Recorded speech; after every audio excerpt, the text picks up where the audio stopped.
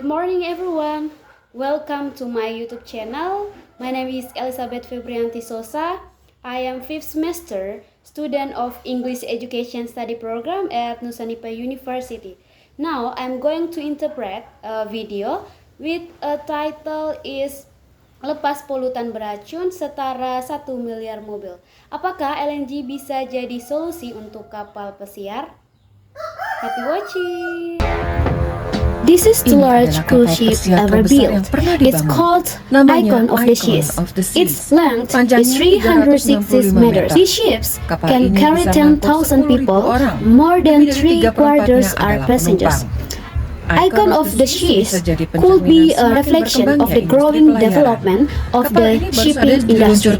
This ship has just launched and can be ordered for 2025. Tapi sebenarnya energi apa yang menggerakkan kapal? Secara teknis, Icon of the Seas digerakkan dengan gas cair alamiah atau LNG.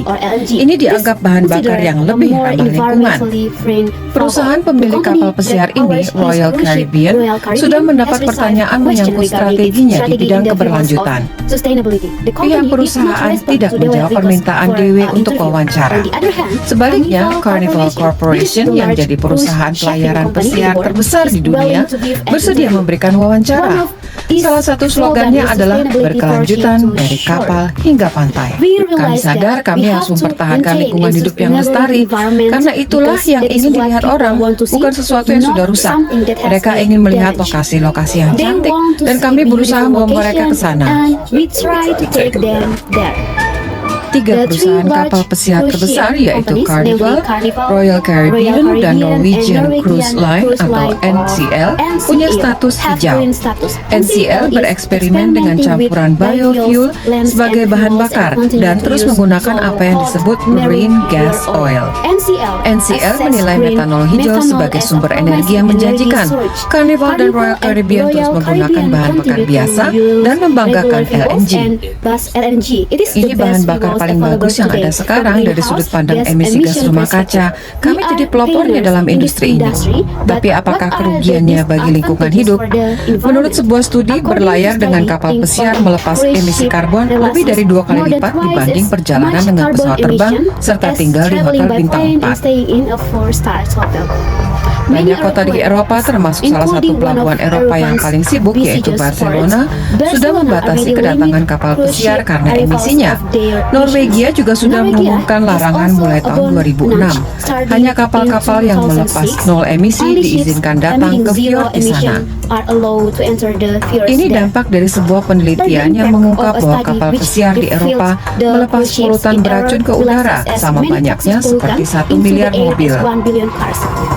Penggunaan LNG sebetulnya dianggap jadi solusi karena tidak melepas CO2. Atau anggapan itu salah? Cara termudah untuk mematuhi sekaligus regulasi atas pembatasan intensitas sulfur, nitrogen oksida, dan karbon dioksida adalah dengan menggunakan LNG karena hanya mengandung sedikit sulfur dan melepas karbon dioksida 25% lebih sedikit dari bahan bakar konvensional. Rekaman kamera inframerah ini menunjukkan kapal yang memakai bahan bakar LNG. Asap yang terlihat menunjukkan metana yang terlepas ke udara. Semakin tinggi kadar metananya, semakin besar awannya. Industri kapal pesiar melepas sekitar 30 juta ton gas rumah kaca setiap tahunnya. Itu sama dengan emisi dari 75 pembangkit listrik yang digerakkan gas alamiah setiap tahunnya. Kembali ke pertanyaan, apa yang menggerakkan industri miliaran dolar ini? Yang jelas, peminat pelayaran dengan kapal pesiar sangat banyak. Yang perlu melihat ukuran kapal Icon of the Seas.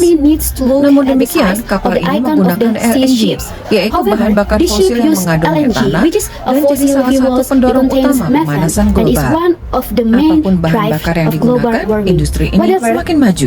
Di lain pihak, bumi semakin hangat saat industri ini berusaha memberikan kesan hijau. That's all my video. Thank you for watching. Bye bye.